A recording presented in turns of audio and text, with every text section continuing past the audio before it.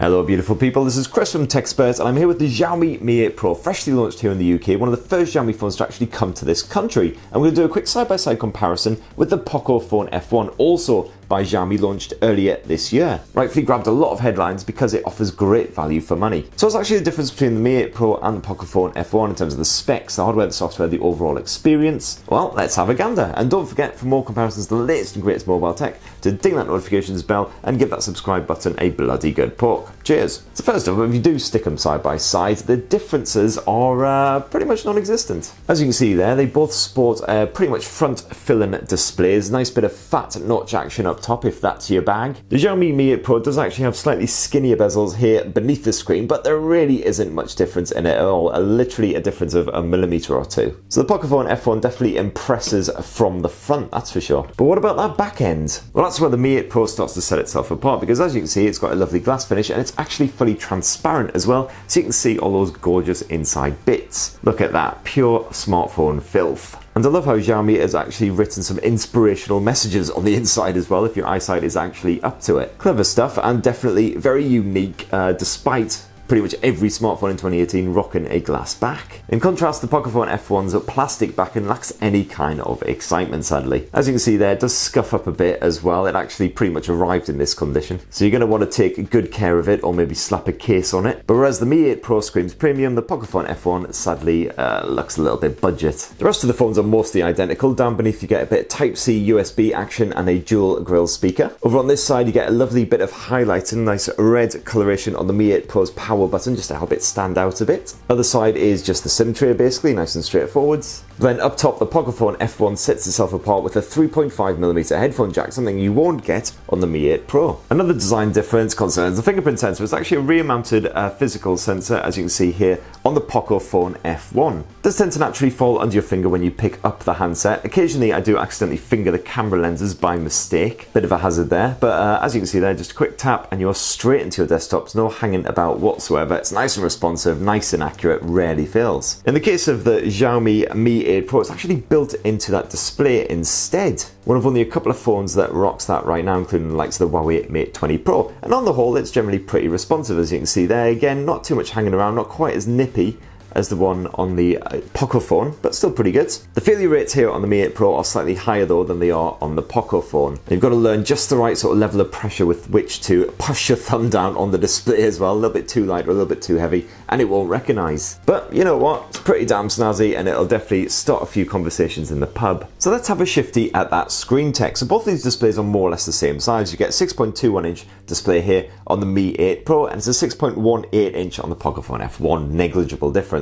However, they are two very different screen techs. It's an AMOLED display here on the more premium Mi 8 Pro, and it's actually an IPS screen here on the Pocophone F1. And if you do put them side by side like this, you can notice immediate differences. As you'll see, you get slightly more vivid hues here on the Mi 8 Pro. That OLED really brings those colours to life. So you can see the likes of the greens, they shine a bit more than they do here on the standard IPS screen on the Pocophone. It's not to say the Pocophone looks bland, it's just not quite as strong. You can of course customise the output to some degree on both smartphones as well. As you see, you've actually got an always on mode here on the Mi 8 Pro. That basically just means that when the phone is hibernating, you'll be able to see the time, the date, and also any notifications that are waiting as well. You don't get that option here on the Pocophone. Or if you do, they've buried it away somewhere where I can't bloody find it. You get the usual reader mode and everything as well. If you dive on into the colours and contrast, you can actually change up the colour temperature as well. This is just another example of the difference in the colour output. Hopefully you can make out. It's very clear, certainly to the naked eye. You get much more punchy hues here on the AMOLED panel on the Mi 8 Pro. The orange is really shining off the Mi 8 Pro, the blues, and this pink down here as well, really, really, really poppy. The Pocophone, more natural hues, I guess, so not quite as attractive, but each to their own, you know? And the good news is you get perfectly crisp output from both of these smartphones as well. They both rock a Full HD Plus display, so that's 2248 by 1080 here on the Mi 8 Pro, pretty much the same 2246 by 1080 here on the Pocophone. So everything looks nice and sharp. As for the brightness levels, well, you certainly have no trouble with the Xiaomi Mi 8 Pro. Even in really, really harsh daylight, it goes up to 600 nits of brightness, so it's truly eye-searing. The Pocophone F1 certainly doesn't shame itself though. It's still nice and bright as well, so you'll have no problems again outdoors. Now on both of these blowers you'll find that they run a nice bit of Android Oreo, so no update to Pie just yet, but hopefully that should be coming soon. And of course you've got MiUI, as I love to call it, slapped on top as well, in both cases a bit of 9.6. Now this adds a whole bunch of bonus features on top of Android and basically changes up the look and the feel as well. Unfortunately on the Mi 8 Pro there are no themes available that actually give you an apps drawer, so you have to have all the apps cluttered here on the desktops. As in the case of the Pocophone F1, it does actually have a bonus theme which does allow you to have an apps tray down there, which is definitely a massive bonus, especially if you're a massive OCD twat like myself. Of course it's easily rectified here on the Mi 8 Pro, just like on the Pocophone. You can quickly and easily change up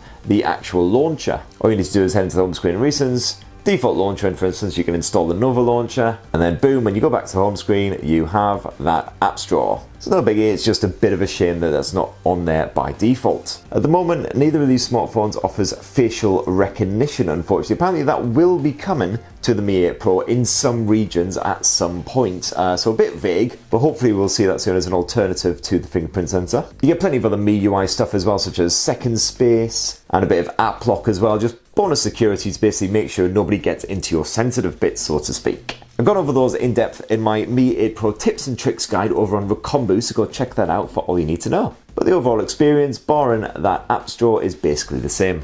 Now impressively, the Pocophone F1 rocks a bit of Qualcomm Snapdragon 845 chipset action, which is absolutely fantastic, and given the price and everything is so nice and nippy. Your apps just load up straight away as soon as you tap them. Very straightforward stuff. And of course you get exactly the same thing here on the Mi 8 Pro as well. You get a nice bit of Snapdragon 845, slightly more RAM. You get 8GB of RAM by default in the Mi 8 Pro, whereas there's a choice of 6 or 8GB here on the Pocophone. But either way, the likes of your PUBGs will run top detail levels. I'm sure it running on HDR with a super smooth frame rate and no issues with connectivity or anything like that as well, as you'd expect from the 845. However, when it comes to the battery tech, there is a clear difference between the two. Here on the Mi 8 Pro, you actually get a 3000 mAh cell. It's still strong enough to see you through a full day, even with quite a lot of use. And of course, you get usual battery saver modes and everything as well. But here on the Pocophone F1, you actually get a much larger 4000 mAh cell. So that means you can absolutely hammer it throughout the day. Lots of Skyping, lots of camera use, a good bit of gaming and stuff. And you should still make it to bedtime. And if you're a bit more conservative, you should make it through a full day and a half, no worries. And of course you get the usual battery saver modes and so on. Very impressive indeed. And of course you've got Qualcomm's quick charge to power you back up to full in no time at all. As for the storage space, here on the Mi 8 Pro you get 128GB as standard.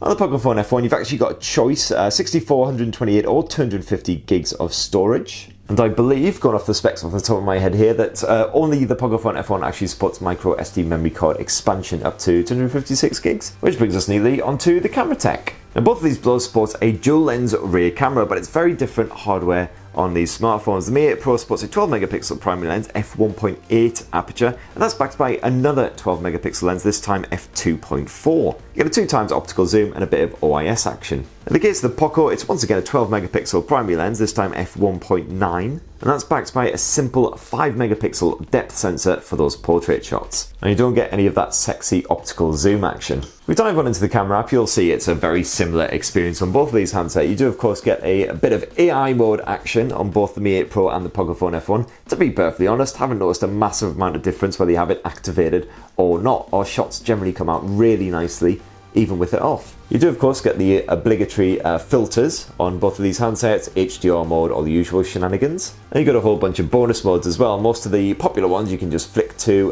here at the bottom. And of course you do have the bonus camera modes up top as well. With that dual lens setup you can shoot some nice portrait snaps. Here on the Mi 8 Pro you've got some snazzy studio lighted effects. So for instance you can get it movie mode, rainbow, which is very psychedelic. You can do some blinds, you can have dots everywhere, all kinds of randomness. You do of course have a full manual mode on both these handsets as well, where you can tweak the lights of the white balance and the shutter speeds. But as you can see, only the Mi 8 Pro actually offers that telephoto lens action.